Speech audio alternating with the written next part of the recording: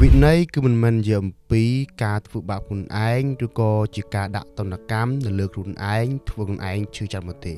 ប៉ុន្តែវាជាអំពីការគោរពទៅលើអ្វីដែលអ្នកនិយាយថាអ្នកនឹងធ្វើវាឬក៏ជាការគោរពទៅលើកិច្ចសន្យាដែលអ្នកបានសន្យាទៅកាន់ខ្លួនឯងថាអ្នកនឹងធ្វើវាថាអ្នកនឹងសម្រេចវាមិនថាកិច្ចសន្យានោះអ្នកធ្វើសម្រាប់ខ្លួនឯងឬក៏ជាមួយនឹងអ្នកទេមនុស្សដែលមានវិន័យខ្ពស់និងមានគោលការណ៍ក្នុងការរស់នៅពួកគេគឺប្រកាន់ភ្ជាប់នៅសម្ដីដែលគេនិយាយចេញពីមាត់របស់ពួកគេនិងការគោរពទៅលើកិច្ចសន្យាដែលពួកគេបានធ្វើមិនថាជាមួយខ្លួនឯងនិងជាមួយមនុស្សជុំវិញខ្លួនរបស់ពួកគេនោះទេវាគឺជាវិធីដែលធ្វើឲ្យពួកគេទទួលបានការគោរពការស្រឡាញ់និងជាការផ្ដល់តម្លៃពីអ្នកដទៃមកលើពួកគេហើយវាក៏ជាអីមួយដែលធ្វើឲ្យពួកគេមានទំនុកចិត្តក៏ដូចជាមានការគោរព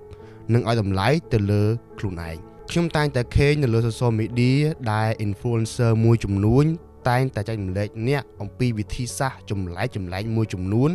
ដែលជួយអ្នកគ្នាខ្លាចចំនួនដែលមានវិន័យខ្ពស់ដូចជាការក្រោកម៉ោង4ព្រឹកទៅរត់សមាធិឬក៏ដល់ថ្នាក់ងូតទឹកត្រជាក់ឬក៏ត្រាំក្នុងអាងទឹកកកឬក៏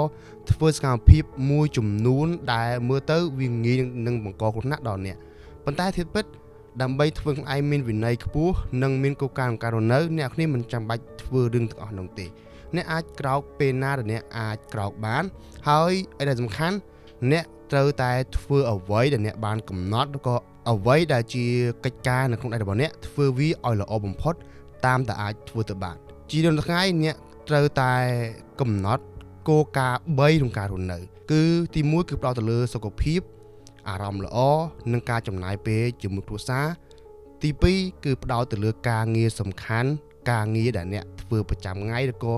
ការងារដែលផ្ដល់ចំណូលដល់អ្នកធ្វើវាឲ្យល្អបំផុតបើសិនបើអ្នកគឺជាសិស្សអូខេអ្នកអាចផ្ដោតទៅលើការសិក្សារបស់អ្នកធ្វើកិច្ចការសាលាដែលគ្រូដាក់ឲ្យធ្វើវាឲ្យល្អបំផុតធ្វើវាឲ្យទាន់ពេលវេលានិងផ្ដោតឲ្យខ្លាំងក្នុងកំឡុងពេលសិក្សា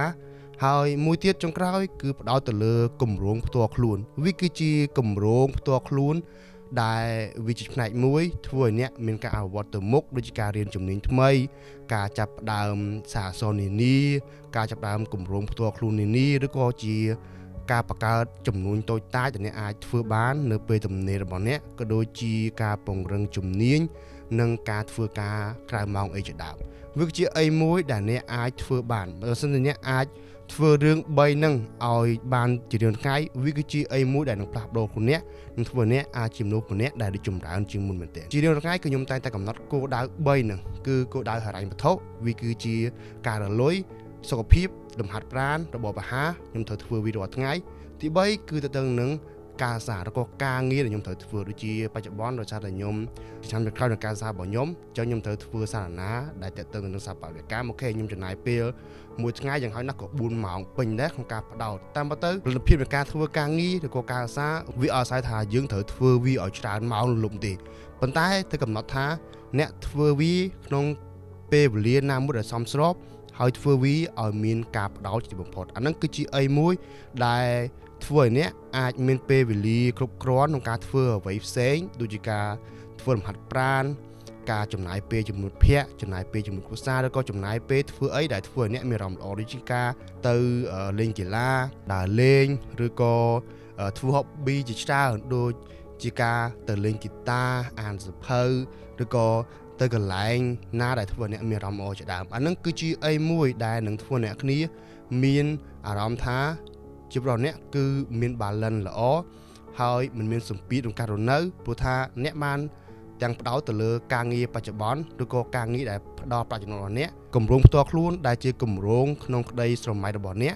ហើយចុងក្រោយគឺតេតទៅនឹងសុខភាពអារម្មណ៍ល្អចំណាយពេលជាមួយមនុស្សដែលមានគុណភាពដែលផ្ដល់គុណភាពដល់ជីវិតរបស់អ្នកអានឹងគឺពិតជាសំខាន់មែនទែនក្នុងការអ្នកគ្នា